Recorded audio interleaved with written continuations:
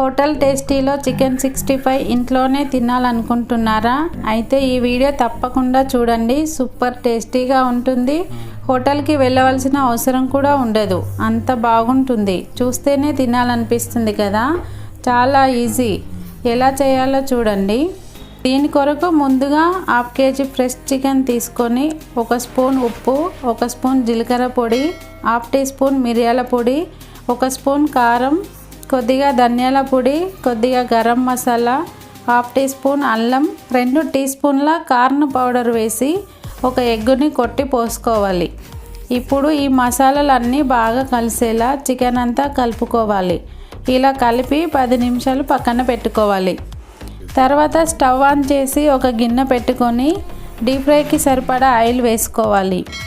Oil వేడయ్యాక కలిపి పెట్టుకున్న చికెన్ ముక్కలన్నీ ఇలా వేసుకొని రంగు మారేలా కలుపుతూ ఫ్రై చేసుకోవాలి. చూసారు కదా, ఈ విధంగా బ్రౌన్ కలర్ వచ్చాక ఒక ప్లేట్లోకి తీసుకోవడమే. ఎంతో రుచిగా ఉండే చికెన్ 65 ఈజీగా ఇంట్లోనే రెడీ. తప్పకుండా ట్రై చేయండి. మా వీడియో మీకు నచ్చినట్లయితే మా ఛానల్ని సబ్స్క్రైబ్ చేసుకోండి. మీ ఫ్రెండ్స్ అండ్ మీ ఫ్యామిలీ మెంబర్స్కి షేర్ చేయండి.